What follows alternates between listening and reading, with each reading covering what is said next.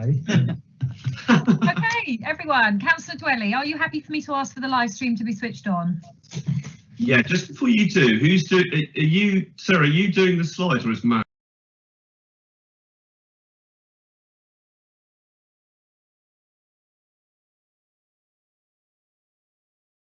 Where's Cornwall? Where's that? And David Rodder as well. Okay, no worries. Yes, go for it. Thanks, Sarah. Okay, I'll just ask for it switched on and I'll confirm in a second.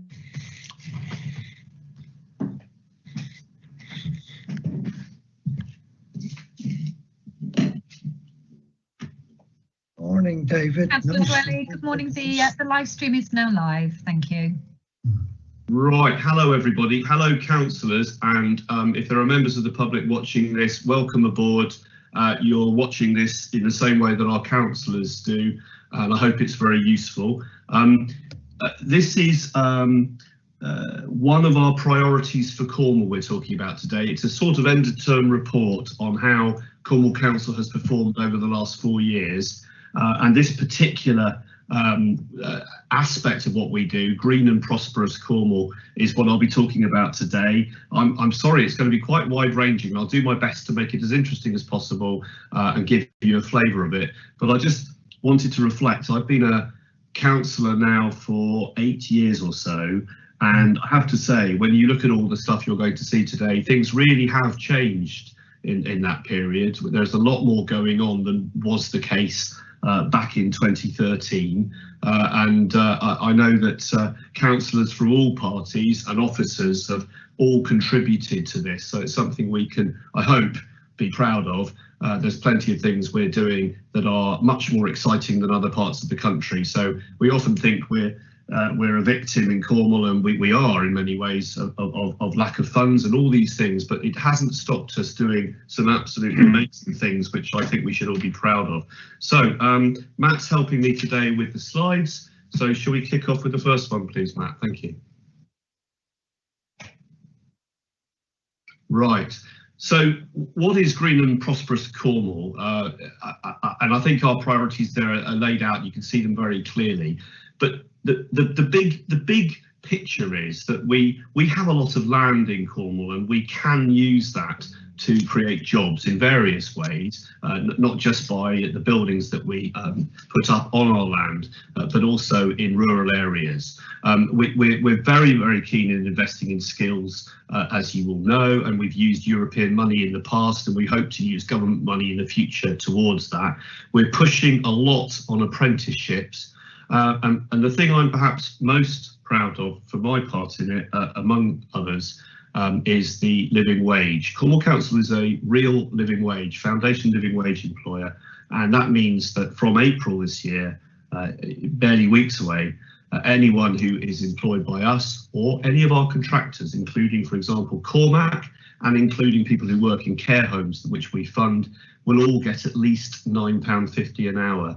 We were the first rural unitary, rural large council to adopt the living wage, and it's something that I want to pay tribute to John Pollard, the independent councillor who led the council at the time and brought that in. I lobbied for it, but it wouldn't have happened without him and others, and if I recall rightly, we had a unanimous vote in favour of this, so it's something we should be proud of. Obviously, we can go into more detail on renewable energy, reuse and recycling. We know we're recycling more than ever before, so that's great. And if any of you have ever been to the recycling centres and you look at the percentage of waste that is recycled, that's rising year on year. We're recycling so much more than we were 8 years ago. So we aspire to having a clean Cornwall that both residents and visitors are proud of. Matt, next one, please. Thank you. So some measures of success. There has been an increase in the average weekly earnings, and we're going to come back to that later. The proportion of our planning appeals that we've defended, so fewer and fewer people appealing against our planning decisions are winning with inspectors. The proportion of household waste, I've already said, we'll come back to that. And Green Infrastructure for Growth Fund and Grow Nature Seed Fund, and these are places where we're investing in biodiversity. Next one, please. So if we go back, over this 4 years of this council. We'll quickly run through this journey. The investment pot, this is Cornwall Council using its borrowing power. Like all local authorities, as you will know, interest rates are incredibly low at the moment. We are able to, and we are able to access hundreds of millions of pounds to do things with our own investment programme that pay for themselves and make a small profit, and that small profit will help with services. Again, I was directly involved in this. I led an inquiry that led to this investment programme being set up, and we'll come back to that later, but a lot of stuff has already been done this way, and I would stress this, potentially it could be extended beyond that amount while we're in a time of low interest rates. So we can do things that don't actually cost taxpayers in Cornwall anything and don't have to rely on grants from government or the EU, and that's a big change. Spaceport Cornwall was launched with government support. That's still, obviously with COVID and everything happening at the airport, that's going to take longer than we hoped, but we are the place that was chosen in the UK for that, so that's exciting. And obviously there are some people with concerns about the green aspects of that, but I do stress it's a limited number of trips. It is all about satellites, etc. It is not space tourism. We're not talking about millionaires flying for trips around the moon. And it will create high paid jobs, and it will help protect the revenue of the airport. Business rate retention, that was where government allowed us to pilot keeping business rates. The Pool Innovation Centre, the second part of it, this is in Camborne Red Roof area, was funded by the council. Let's see, a bid for £47 million for Truro, economy, housing and transport. Penzance Promenade, I'm councillor for Penzance East, which doesn't include the promenade, but certainly promenade is on everyone's mind in Penzance. Absolutely fantastic what's been done there. And if you haven't been to have a look, when it's safe to do so, please come and visit. We've asked for fairer funding of the government. This is a long-standing issue, and governments of all colours have failed to properly fund Cornwall, in our opinion, and we continue to make the case for that. The Living Wage Foundation accreditation means we were officially accepted as the first big rural authority to be a living wage employer. We are now the host of the Tour of Britain, which was postponed from last September because of COVID, and it's starting again in Penzance on that wonderful promenade this September, and I'm very confident that will go ahead now COVID wise. So again, come and see it. It's very exciting, and other towns will be visited by the cyclists. Really exciting. Liscard cattle market site is approved, around 33 jobs there, a £1 million space in Liscard in the town centre. We're very keen on town centre vitality, as you know. Business rate retention was extended. If you see the £13 million worth of building contracts for 3 new workspace centres in Penzance, Liscard and Hale. The one in Penzance will be a creative industries workspace, something a bit like a Penzance version of the Crowgy artist workspace in Red Roof, which some of you will know, but obviously in a Penzance context. The G7, we were chosen for the G7. I'm not going to claim that Cornwall Council is the reason that happened, but we certainly, as a place, had to appeal to not only the government but also to international visitors, and we know there'll be a huge tourism boost, but most of all with the G7 we're going to be seen across the world, and people who don't always think of Cornwall, unlike a lot of British people who know about Cornwall, will consider coming to us. So perfect timing and really good post-COVID, and let's hope the COVID situation is okay for that.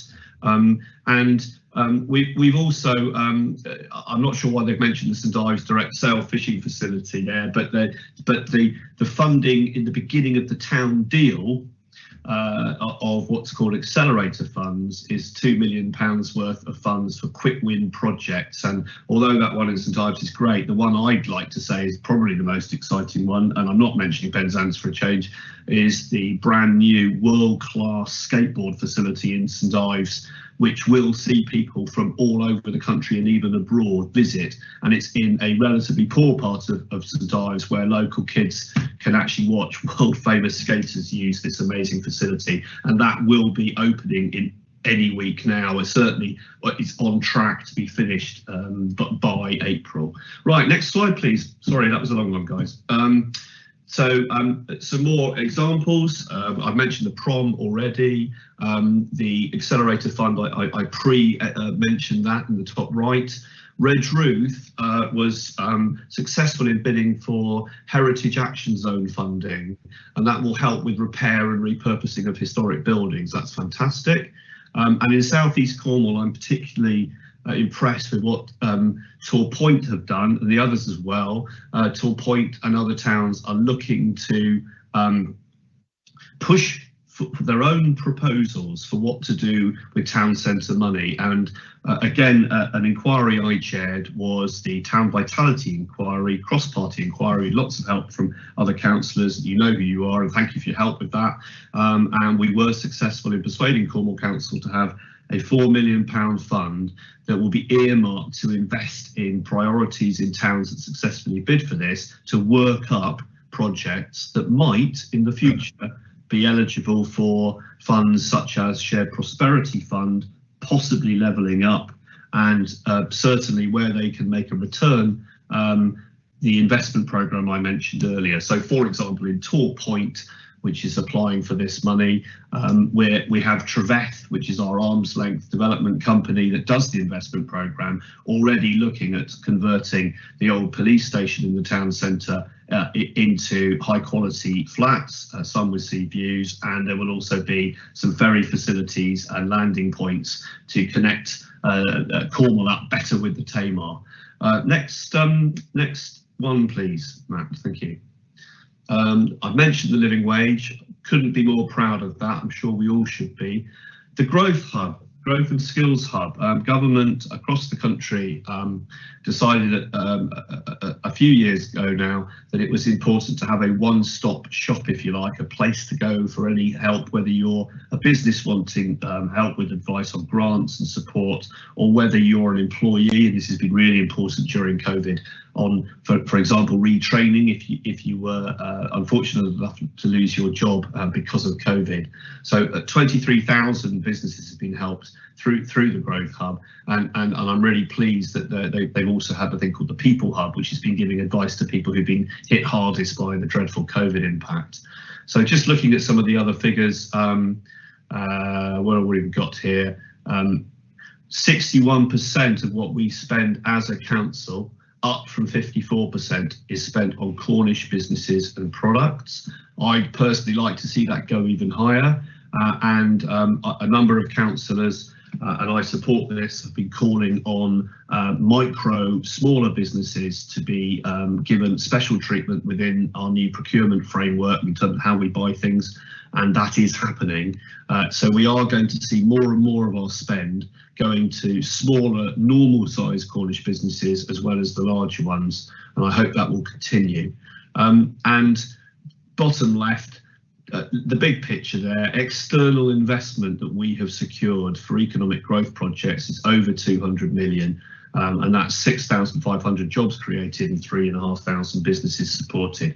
I could go into more detail, but that's plenty. Next one, please, Matt. Thank you. So quick look at some case studies. Do you want to just kick straight on, please, Matt? Thank you. Geothermal at United Downs. If you don't know what this is, it used to be called Hot Rocks. We are exceptional in Cornwall because we have the granite ground rock which creates heat that can be effectively mined. It's almost like a new form of mining. You dig wells deep enough to access the water that's heated up under the surface, going down often a mile or two, and that, if it's strong enough, that will generate not only hot water and heat, but power. And United Downs has been a success, and along with colleagues on the former Economy Committee who backed this, I've been a great supporter of these renewable projects. And what you need to think of is that Cornwall is unique in having the best geothermal power potential in Western Europe. And we've also got solar power that is about 50% stronger here than anywhere else in the UK. I know we think we get rained on all the time, but we have a lot of sunshine, and that is going to be important, as well as all the wind and other things. So what's exciting is this was a test and it worked. Okay, next one, please. So 2017 it started. You can see how it was funded there, a mixture of us putting in a smaller grant, mainly European, and 5 million of private investment, and it's creating 3 megawatts of clean renewable electricity, and that's enough to create all the electricity needs of around 10,000 households. So you can see it's got a fair impact. Keep going, please, Matt. Thank you. So we can come back to that later if you want to discuss that. Virgin Orbit and the spaceport, I stress again, this partnership is all about launching satellites that will help people with low carbon living on the ground. It is not a load of daily flights to the moon, and it does create some very high-tech business opportunities as our airport. And as a knock-on effect, that helps to keep the airport in Cornwall. You will be aware that Plymouth lost its airport. For me, it's essential as a remote area that our airport continues to exist post-COVID, and let's hope with visitors coming when things are safer, we'll have a good year for that. And if Jeff Brown, our transport lead, was here, maybe he is, he would tell you that, you know, we were on the verge of almost breaking even with the airport before COVID. So having things like the spaceport there as well, go to the next slide, please, Matt, will all go to help with that. So first British satellite launch in 50 years, a world leader in small satellites, and I just want to mention the word Goon Hilly to you. If you haven't been to that visitor centre, you really ought to. In the past, I'm not sure if it's still the case, but when World Cups have been held, people around the world have been watching games beamed to them via Goon Hilly. So we are internationally, globally connected here, and that's part of our history in Cornwall. As many of you will know, the cables during the Second World War meant that Britain could speak to America in our defeat of the Nazis and from Porthcurno. So we have a global history, and this is another part of it. Right, next one, please. Thank you. Crescent Curno, talking of our history, a fantastic building which I keep meaning to visit, but I haven't been allowed to because of COVID, which is very frustrating. But if you've been past, you'll see how handsome it is. And it was open to the public. It will be open to the public again, and that's great because it's going to have people visiting the Red Roof area and looking at all that amazing stuff that happened here from the steam engine. And what many of us, I hope, already know is that we were the world's leading copper producer, not just tin, back in the Georgian era. And of course, we were part of the Industrial Revolution. Some would argue a leading part of it. Yes, please, to the next one on that, please, Matt. So lottery grant, fantastic that the team in the creative team, our culture managers and small team have done tremendous work helping to leverage in grants from the lottery and heritage, and there are 2 Tamsins and others working there, but they've done an amazing job for a small team. And here's one example: £11.7 million of lottery grant for this, and look at what it contains: 14 miles of 1.5 million records, 850 years of distinct history, free access, fantastic, and as well as a side effect, derelict land not only improved, but wow, really improved. Very, very handsome building. So let's please, next one, please. Thank you. And extra workspace in Poole near the Innovation Centre. There's your classic men in hard hats. Oh, there's a woman there. Wow. People in hard hats as that comes on board, and it's great to see that. We will, of course, also be looking at town centre workspaces in the future as well as this, but we do have innovation centres in Cornwall. We do have fibre broadband. We do have a university. These things were not the case some years ago. Next one, please. So just quickly to look on that, Chai Tevian's House of Growth, and we have our Cornish language officer who's helped us to name these at other places, and you can see all the funds coming in here and how many jobs will be created. Good to see. Next one, please. Thank you. So the Town Centre Revitalisation Fund, I mentioned earlier, the £4 million that 5 of us on a inquiry proposed to Cornwall Council, and it was accepted by Cabinet after that inquiry in 2019.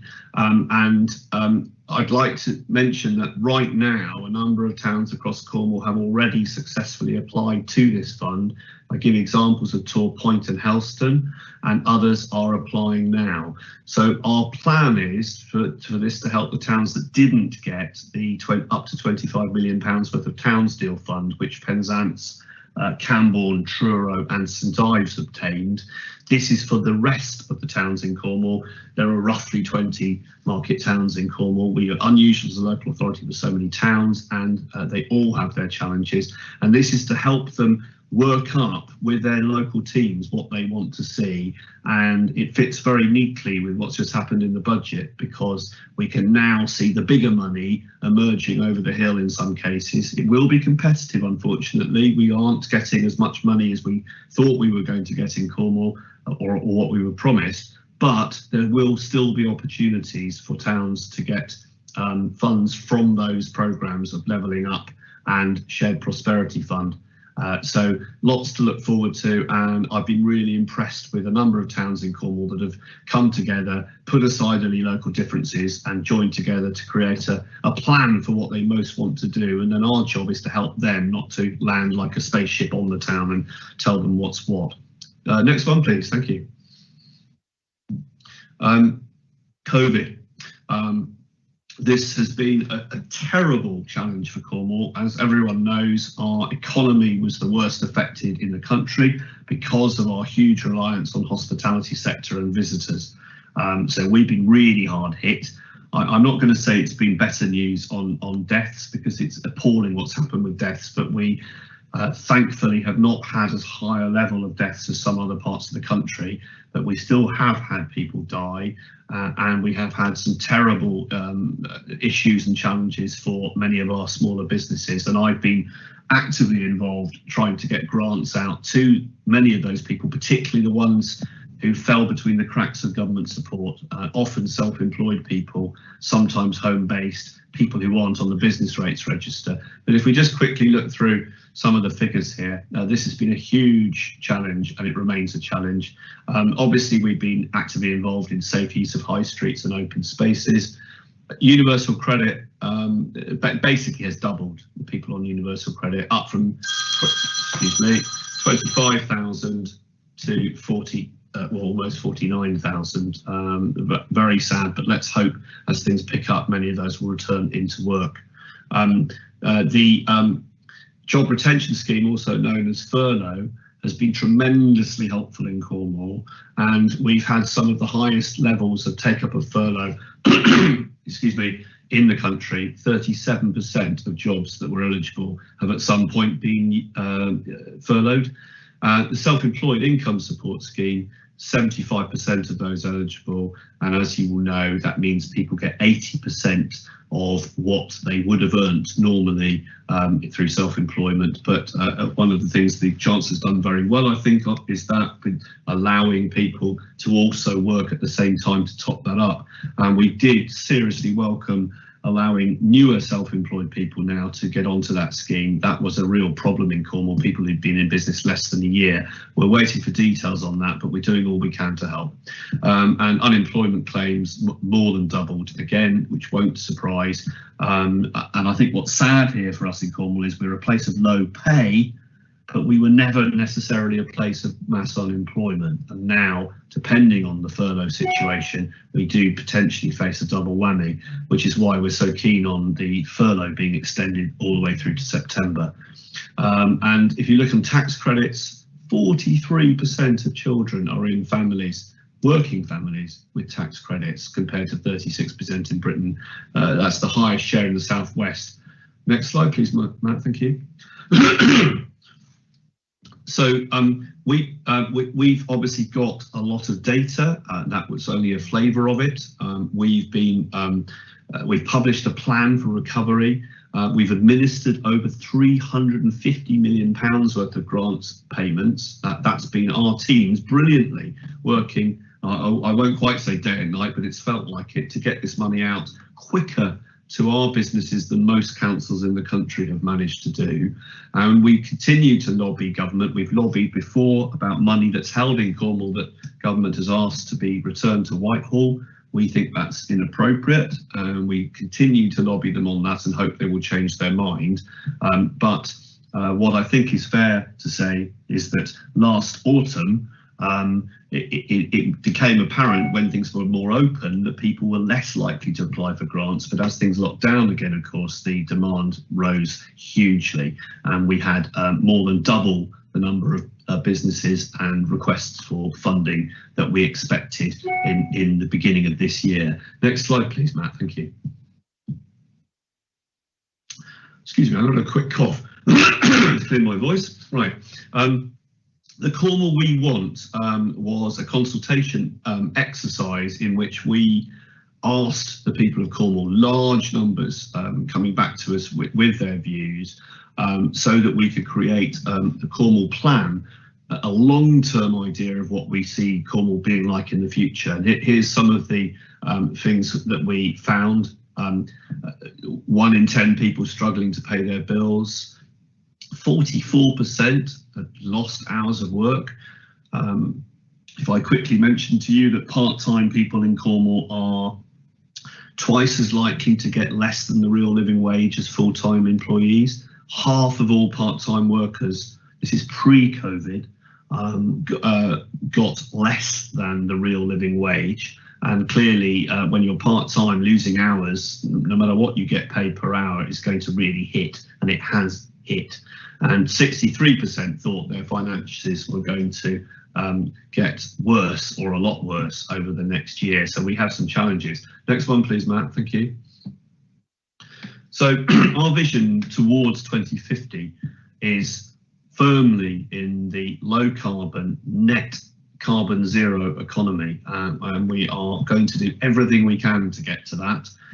We want to be seen as a leader in this, and we have the opportunities of geothermal, the solar power I mentioned earlier, and perhaps most significantly of all, offshore wind, a huge opportunity for that coming up.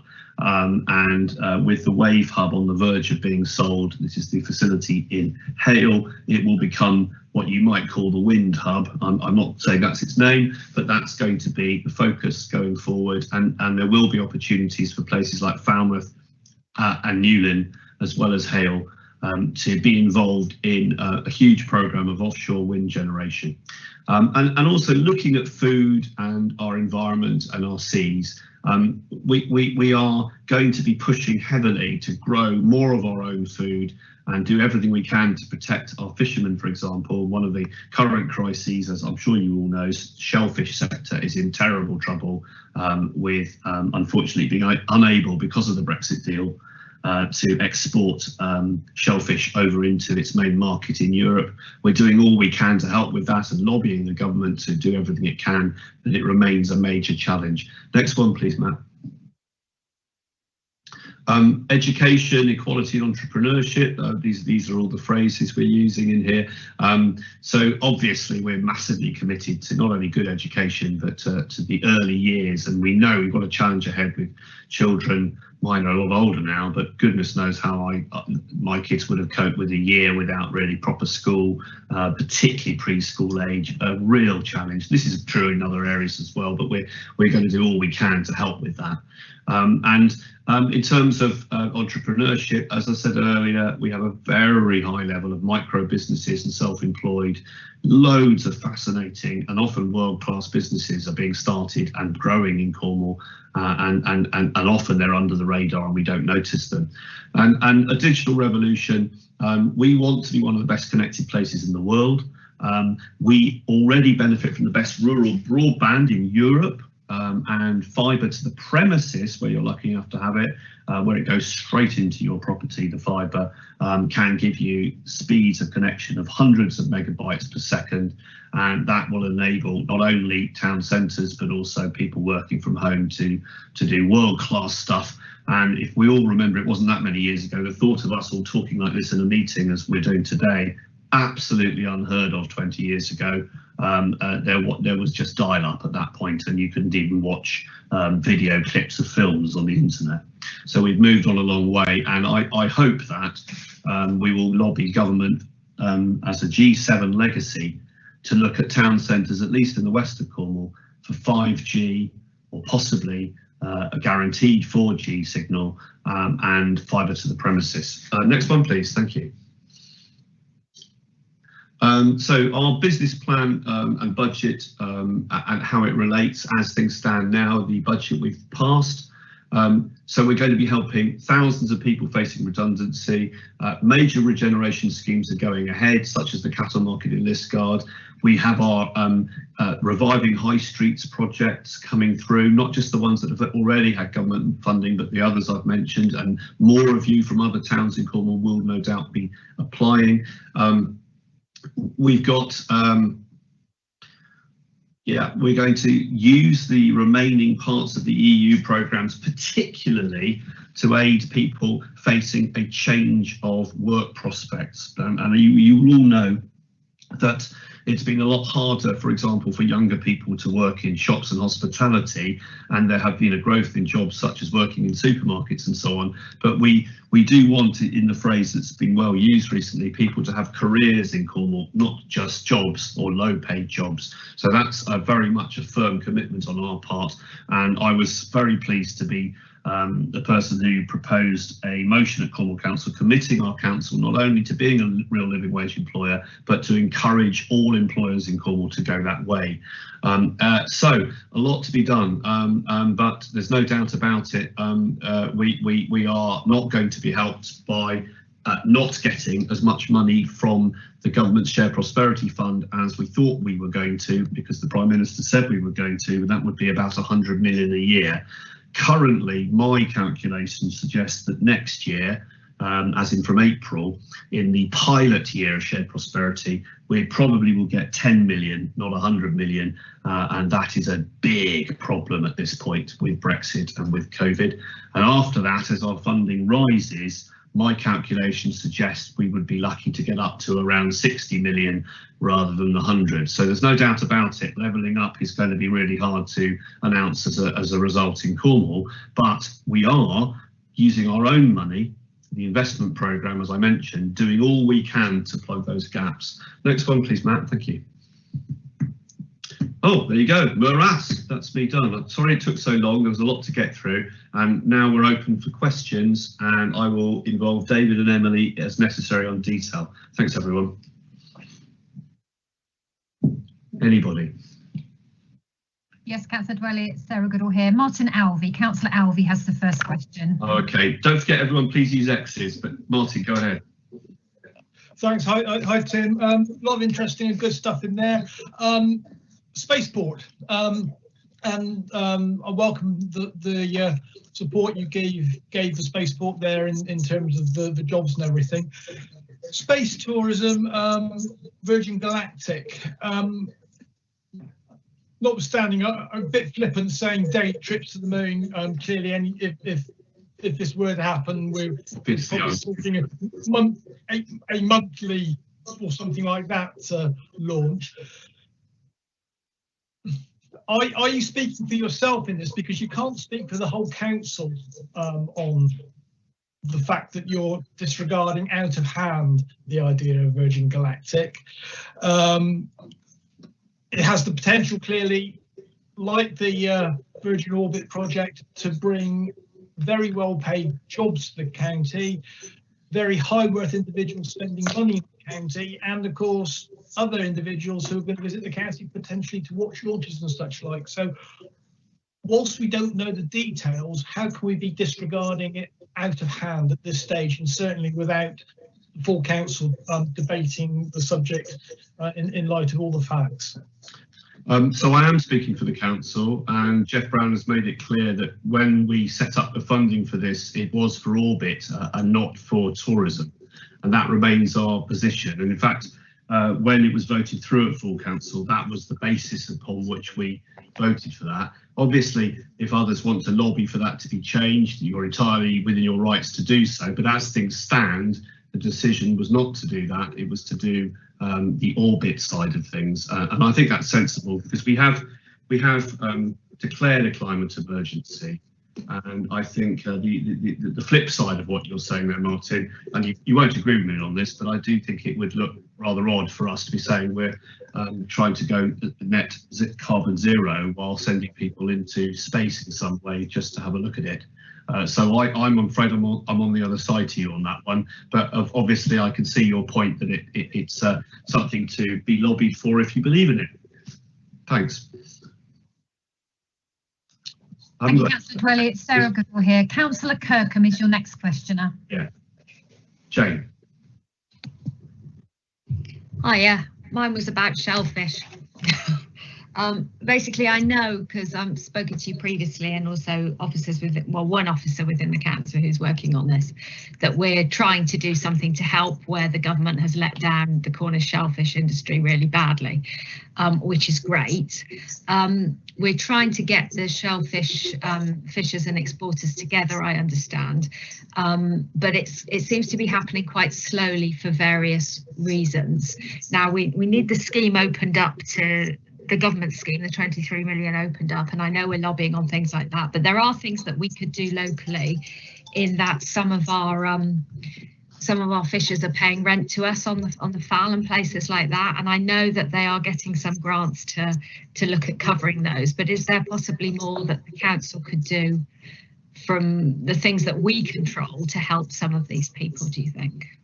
I think the simple answer is yes, but the but would be that the fundamental issue is that currently some parts of our fishing industry are unable to basically run their industry because their main export market is the EU countries. And because of the rules which the British government helped draw up, which are the non-EU countries can't export shellfish into the EU unless it's been depurated with certain certificates. That is a huge burden on our scallop and oyster fishermen and others, and even for people, would you believe, winkles are huge apparently in France and Spain, and we export winkles when we can, and we can't even get winkles over there at the moment. So much as we can do our best in the short run with rents and similar, Jane, I don't think that it's going to, I spoke to George Eustace about this with an MP's meeting recently. I was very disappointed to hear the MPs really say little more than that it was really down to the EU, but I personally don't think so, because this is exactly the rules that we knew we were going to have. So what we need to do, I think, in terms of really fixing it, is actually to push George Eustace to do something he says he's looking at, which is to invest potentially in... And by my left shoulder a minute. Oh, someone's right on the mic. Look at my face on that screen. Yeah. Right. So what am I looking at? Councillors, could you just check that you're on mute, please? Who's that? Look a lot on the fridge. Is that Chris Batters? I'm trying to tell the voice. Anyway, screen. Anyway, I think the fundamental to focus on here is absolutely helping this sector to export. And if that means investing in particularly the someone's still on. The granting of licenses is a key thing. You do need to get the paperwork right, and I think just saying to fishermen, well, come on, just learn how to do the paperwork, that's not good enough. We're going to have to do more than that. So the question for government is, are we going to let this industry go to the wall or not? If it's a no, then we want to work with them to help. And yes, if government will do all its, if we sense that government will invest in depuration facilities and in licensing, so we can get this catch across to EU export markets fast, because once you've depurated this stuff, it doesn't have a long shelf life. Then we as Cornwall Council can do all we can, maybe in connection with Plymouth City Council, for example, to get stuff across to Roscoff. We stand ready to help, but at the moment, licenses again, yeah. I hope I'm clear that we can't just see what we can do as about some rent-free period. Oh no, it was more specific than that as well, particularly because some of the contracts that we have, there are restrictive clauses in them about subcontracting and things like that. So whether we could look again at some of those contracts as well and maybe change the terms and conditions so they're not so restrictive. Is David Rodder with us at the moment? David, are you here? David's been doing an awful lot of work on it, I know. If not, yeah, I'm afraid David. no, don't worry. Okay.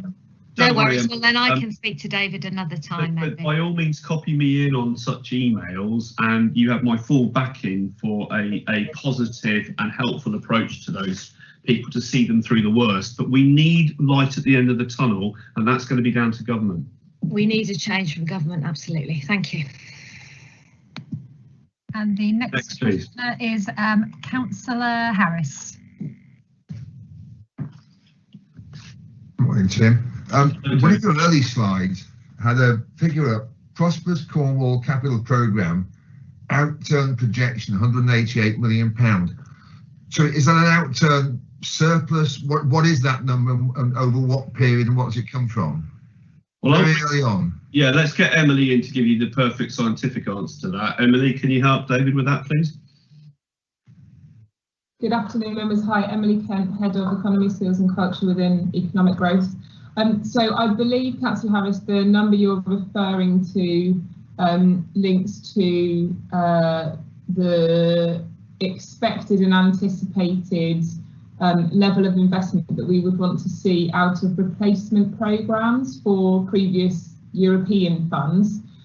So under previous, especially the current round of European programmes, Cornwall Council used its own capital and revenue resource to leverage a match fund European investments to be able to deliver against economic ambitions and inclusive growth. Some of our projects that you'll have seen come through the programme over the last year and know very well in terms of university provision, skills, employment support, superfast broadband.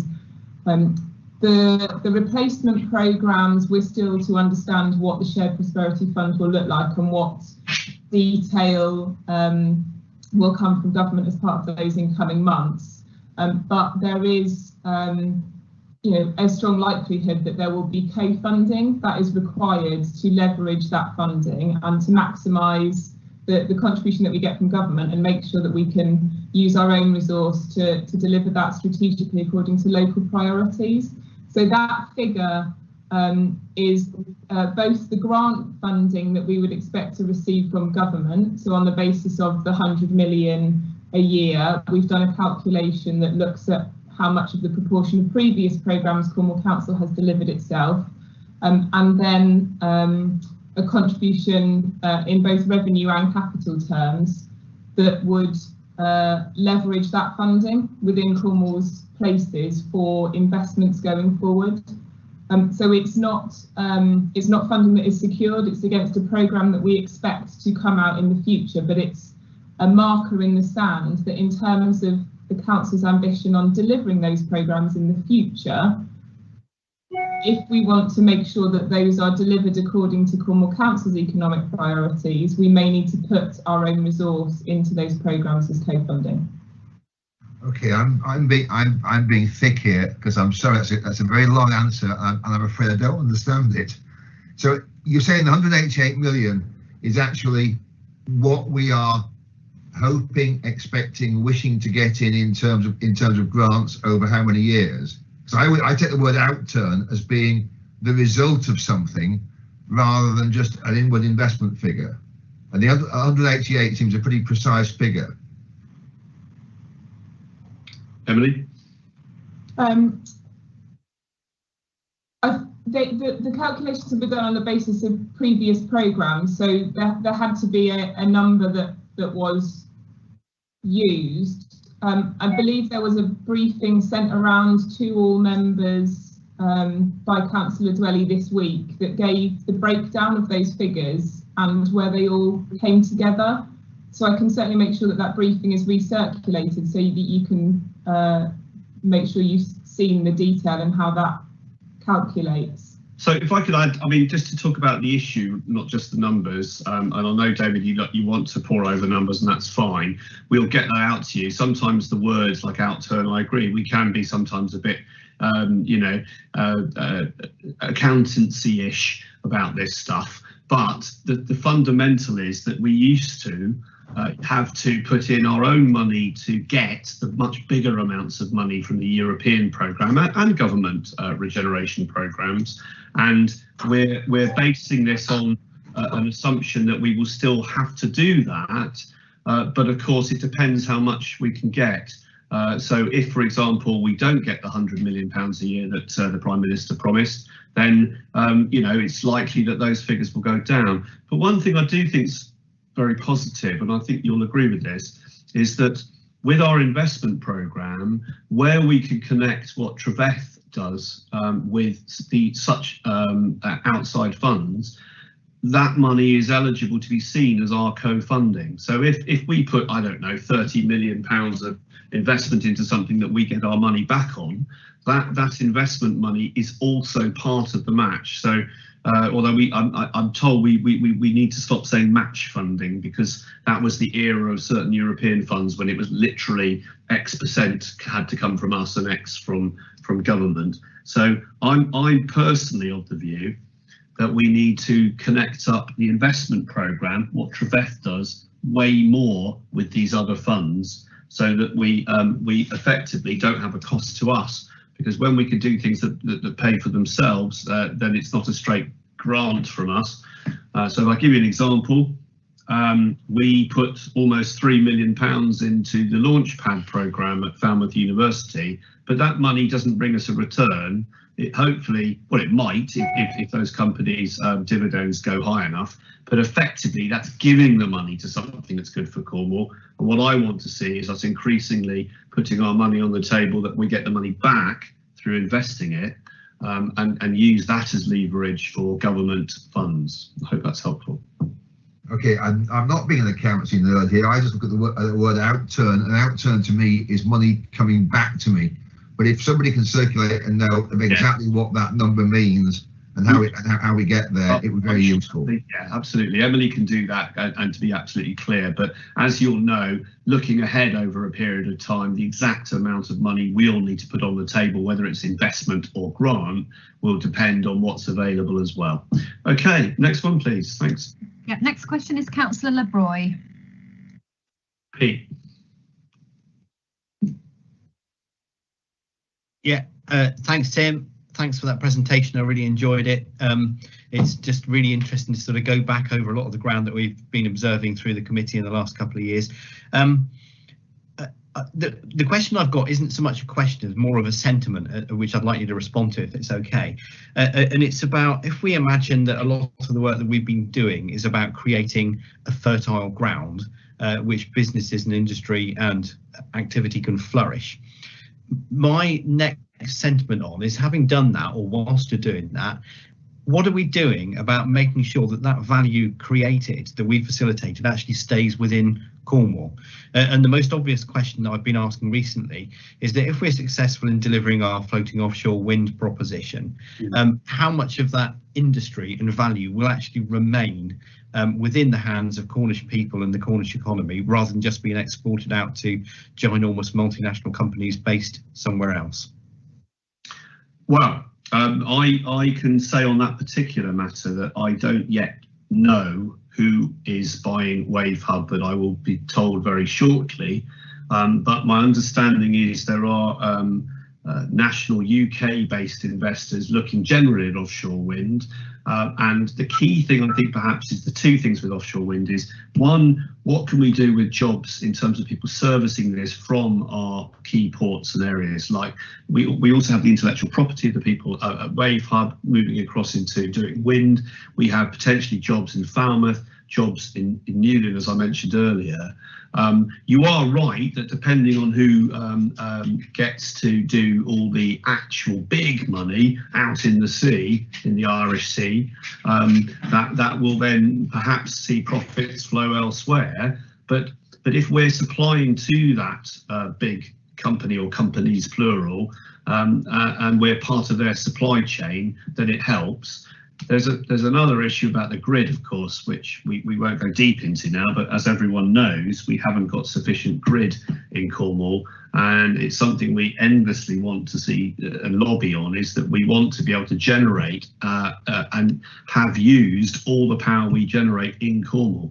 So if the wind power comes back on shore in Cornwall, then we want that to be used, but it's quite possible that we will be sending experts and engineers out to set up these things and to manage them and to go looking for them and surveying for them from Cornwall, and it may then be that some of that power goes elsewhere, but certainly we are well placed geographically to be part of that. So I wish, yes, I don't think our investment programme goes far enough for us to be a multi-billion pound offshore wind company.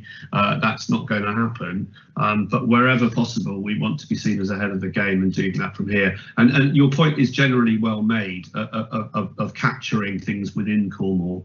I want to make a quick side point here, is that with the end of COVID and with our amazing broadband and our quality of life, and our fibre and the rest of it, it does seem to me that there's going to be potential for people to return to Cornwall as well as move to Cornwall with their businesses and their jobs and work from anywhere. The fact that you and I are talking to each other like this now, and I can see you pretty clearly, virtually face to face, means that in the future people can work from Cornwall. They don't need to be in cities all the time. They don't need to go to meetings every day, or at least in person. They can go when they need to. So that we'll see, and we're already starting to see this, inward investment in Cornwall. But I'm really keen for our young people in particular, when they're getting work, that they'll have other options than stacking shelves in Sainsbury's, and that they'll be able to get employed by people outside Cornwall, anywhere in the world, using this technology with their homes powered up by fibre to be able to get work this way as well. So I'm on a positive note. I think the work anywhere world, post-city domination, post-commute, does give us opportunities in Cornwall. Thanks. Just to follow up on that, Tim, I just really like the work that we're doing, but I think sometimes when I look at the levels of investment that we're doing with our investment panel, that perhaps we should be having a real close look at our level of ambition and risk, and that perhaps we should be looking at a far greater level of ambition than perhaps we sometimes do in order to reap benefits for longer term future. I share that view. Let's see what happens after the election, but certainly we are able, as a big local authority, to borrow money that we can use for good things that pays for itself. Why wouldn't you do that? Yeah, I agree. I'm not sure who's next, Sarah. Is it? Yeah, next question is Councillor Jenkin. Oh, okay. Yeah, Lotte, hi. Hi, thanks. Yeah, coming back to young people and how we can support them. I mean, I think, and you've sort of skirted around it a bit, but you know, the risk of a perfect storm in September, end of the holiday season, people end of furlough, businesses deciding to no longer carry on, people who are older looking for jobs, plus young people coming into the jobs market. Is there anything that we can do specifically for our Cornish young people in terms of youth training schemes, supporting new development of new businesses, that is specific for our young people so they don't have to leave Cornwall to find anything that is other than shelf stacking and service industry? I mean, I'm thinking that we're heading back towards the late 70s, early 80s in terms of economic hits that might come to Cornwall, and we need to have something that will enable our young people to stay here, to look at that great new future. So what can we do? So I'll bring Emily in a minute on the specifics of the programmes that I've helped to approve and Emily's put forward to use the remaining European money, and she can give us details from a young person's point of view. And I would say that we are still lobbying hard for government to allow Cornwall to have control over what money we do get through shared prosperity, etc., And we do know that the LEPs are likely, we're told, to be less leading on that, and the councils more. But then again, Whitehall might overly dominate. And in particular, to have revenue funding and capital not kept so far apart from each other. And so that's the big picture. I will just say one thing, though, is that not all young people want to stay in Cornwall, and there's another track for many, which is to go off into the world to develop skills that they want to do, but to know they can return. And returners are a really important part of our economy, because people come back from their years, perhaps in their 20s or 30s, often for family reasons, and they bring with them skills and jobs and connections, and that's been the case for some years now. So I don't think we should just think the Tamar is a sort of thing that keeps people in, but I agree with you completely that we mustn't be having that sense of forcing people out. And back to that point about careers, I'll be honest with you though, Loveday, this isn't just the Cornwall Council responsibility. It's very much down to government and how it treats places like Cornwall. And the fact that we haven't been chosen as a tier 1 priority for levelling up is devastating, frankly. Emily, do you want to give us some detail, please, on the young people parts of ESF funds? Thanks. Yeah, of course. So I think there's probably a couple of things that I draw members' attention to. At the cabinet meeting that took place in December, there was a report that was approved against economic recovery from COVID and responded to some of the impacts of the EU transition. Within that report was a programme called the Careers We Want programme. And there were a number of aspects of that related directly to young people. So the extension and continuation enhancement of the Careers Hub, which has been developed in partnership with the Local Enterprise Partnership and Colleagues in Together for Families over the last year or two, and broadening the scale of that to improve careers education within schools and provide aspiration to young people. Also within there was additional activity around apprenticeships, and specifically for young people that leave school and go into employment, there was redundancy support targeted at those that will struggle to find employment given the complexities of the labour market and increasing unemployment figures. The challenge around ESF specifically is that we are unable to invest ESF directly in young people under the age of 15. But we have a live conversation with DWP at the moment about how we can use some of the DWP's Flexible Support Fund and Community Renewal Fund, Shared Prosperity type funds going forward for specific work with young people that begins to do ESF interventions that are not trying to replace mainstream education, because absolutely we want this to be additional, but there is certainly work that we should and could be doing with young people at a much earlier age that addresses those young people that are at risk of becoming NEETs at an earlier stage in their lives, to talk about careers and opportunities and the types of training and investment that we can make in them and their lives to inspire different futures for them. So there's some specific stuff that we're doing already, and I'm really hopeful that the conversations that we're having with DWP at the moment will be fruitful around how we invest future resource in a much more joined up way. Yeah, and to add to that, one of the helpful things in the budget was the ability of people to do apprenticeships for more than one employee, to have a sort of multiple apprenticeship. And I know it may apply generally to boys more, but it is the case that in Cornwall you can, if you are a plumber or an electrician, etc., earn a good living, and many people do, and some of them have kids who then go on to do the same thing. And but there aren't enough people going into construction and those sectors. There's a huge demand and not enough supply, and not everyone wants to do that by any means. But if they do want to earn 40, 50 grand a year, that is a route for them. We ought to, in my opinion, be doing everything we can to help with that. And the idea that the route to that is working for a big company on an apprenticeship is not always appropriate to a place like Cornwall with lots of small businesses where people effectively team up for jobs rather than employ people.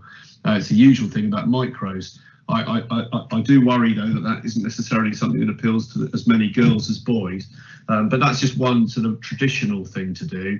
But Loveday, I'm sure all of us, all groups and parties are incredibly concerned and keen to help our younger people, and you know that hopefully goes without saying, and we are making the case to government, and I think Emily's done a great job getting the DWP to finally come forward and really put the money up into European Social Fund. When I first got this job, I was horrified at how slow they were compared to the ERDF, which is another government department. The social fund stuff was too slow. Government departments without staff in Cornwall compared to the government departments that do have staff in Cornwall. But you know, to be fair, they've stepped up and they've made it urgent. Yeah, can I just come back on the returners? I totally agree that there is a need for people to be able to return to Cornwall. I think there is a difficulty, which again we need to address with that. If you look at the comparison of wages on a similar job outside of Cornwall to in Cornwall, Unlocking Cornish Potential advertised a computer programmer job the other day, and there was quite a lot of comment from computer programmers saying, well, you know, that's a ridiculous wage for what's being asked for. And yes, we have in the past all had to take a pay cut to come back to Cornwall, but why should we expect, you know, returners to have to take a pay cut to come back to Cornwall? And what can we do when actually the cost of living is so much higher? It's no longer the case that you can live cheaply in Cornwall, you know, particularly in terms of rent and housing. So there is a structural disconnect there that we need to address somehow. Well, don't disagree with that. We're really almost out of time. I think Steve Rushworth's got a question. Sarah, is there anyone else? Anyone? Councillor Toms was before Councillor Rushworth. Okay, well let's do that then, please. Armand, hi. So we'll end on these two, please, everyone. Thank you. Thank you, Tim. Interesting. I'd missed some of the bit at the beginning. I was in another meeting that overran. Thank you for what you're doing. You know, I know that you're going to get me the answer on how South East Cornwall can connect with Plymouth as a free port to boost our local economy. Just a couple of comments. One on Jane's thing about the shellfish. Why don't we go direct to the MMO and not and bypass the MPs? You know, so that we can get an answer. They are the requisite body to deal with. They should have the answers for that. And the other one is I will share with you my submission to the council.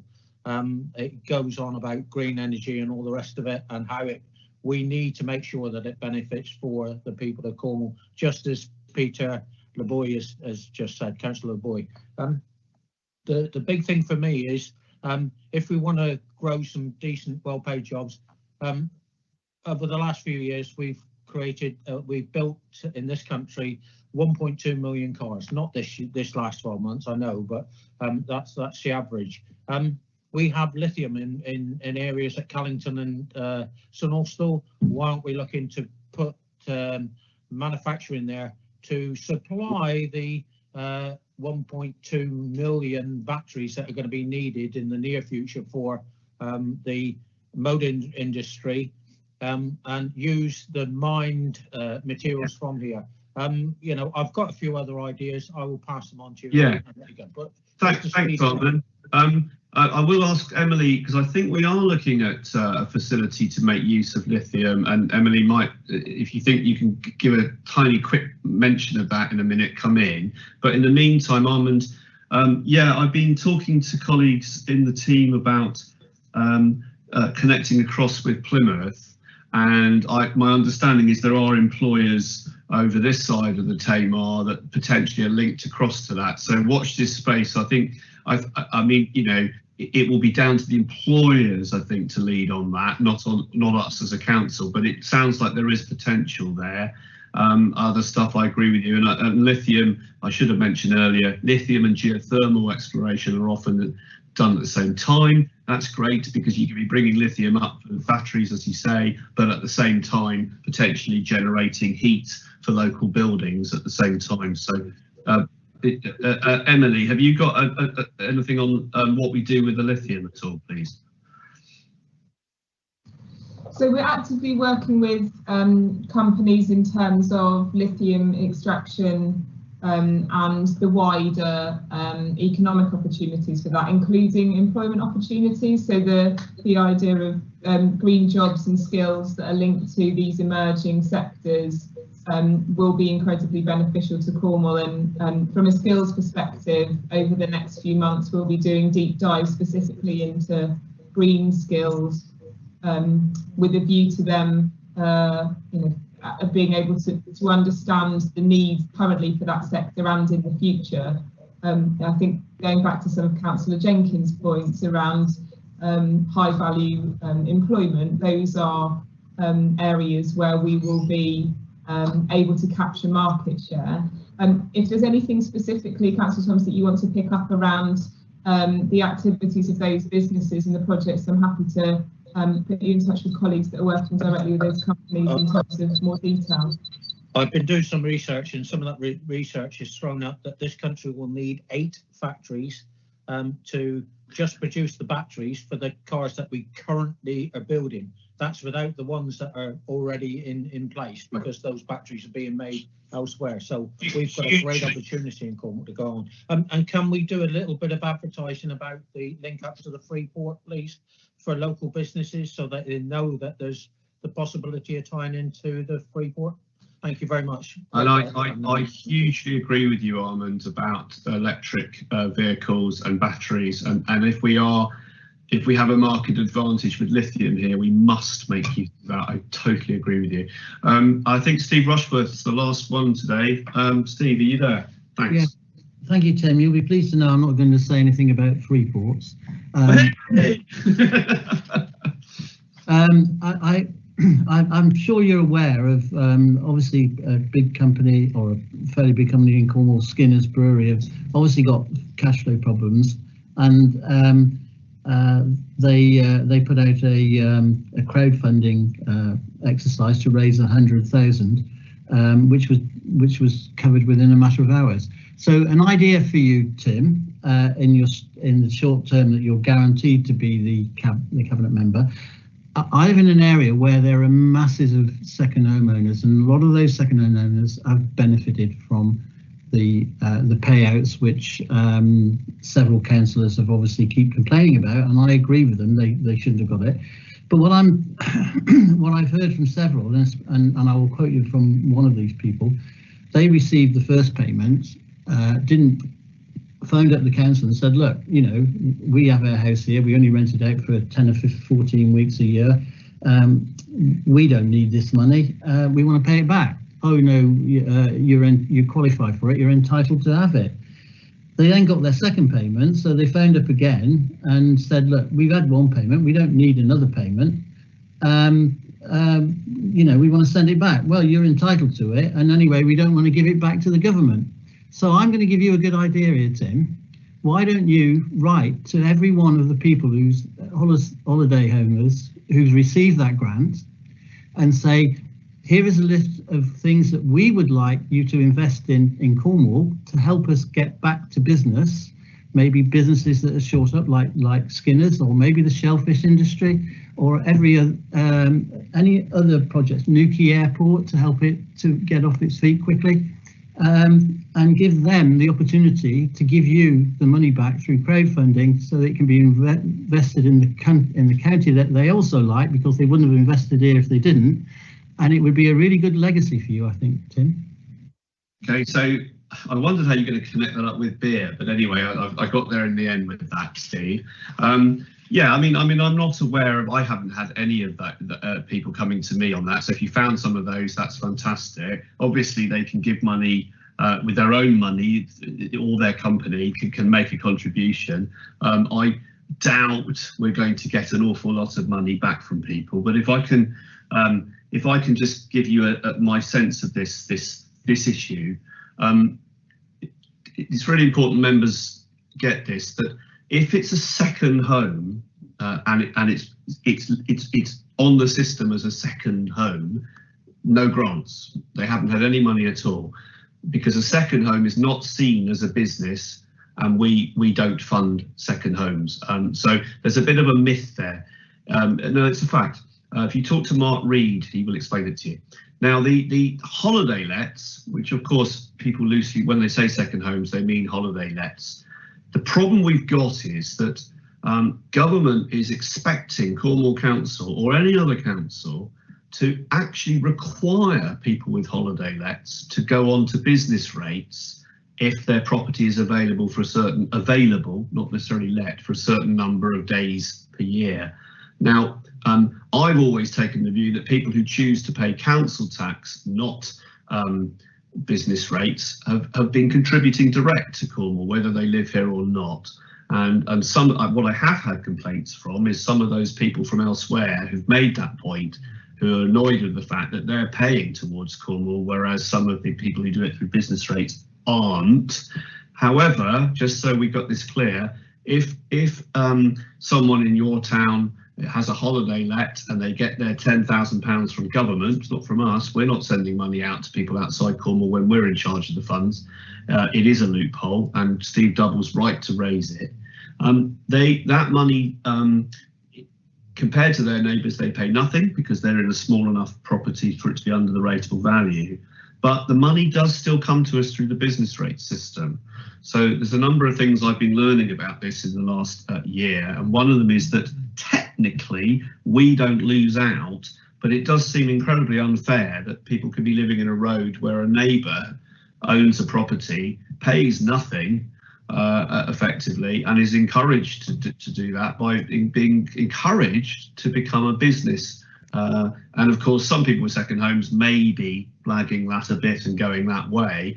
But another little factette for you, if you put second homes, those are the ones that don't let out, and holiday lets together, it remains the case that the majority of that group of property owners still pay council tax.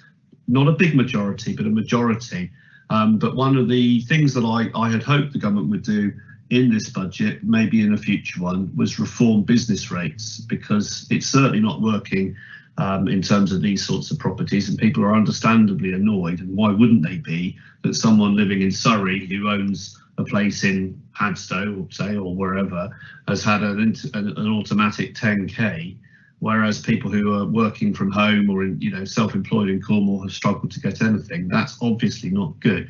What we've done with our money, discretionary money, is we've only made these payments to Cornish-based businesses, and I do stress that has meant that anyone on council tax paying who owns a second home holiday let in Cornwall has not had Cornwall Council's money, and not all of them are happy about that, and I understand that, but we've had to prioritise Cornish businesses. In terms of the voluntary contribution idea, Steve, one of the things I think we should look at, and if you'll have a look at the Peter Broy's inquiry into rural regeneration and vitality, is to consider ways in which people can make voluntary contributions to the local area when they book places. If you've ever been on eBay and Amazon and you've got a chance to go tick a box and add a quid in as a contribution to somebody, it's an idea I put forward on the economy committee years ago. I think you were there at the time. Could we explore ways in which people could choose to contribute voluntarily to the local area? And I think that's one for the next council, and I think it's something we should look at. Whether writing to people who've had all that money and saying, please would you send it to X, Y and Z, I think that's unlikely to happen. But if you have examples, send them to me, and I will very happily get back in touch with them and suggest things they might want to do to help Cornwall. But I'm intrigued to hear you found such a person or people, because I haven't heard of any so far.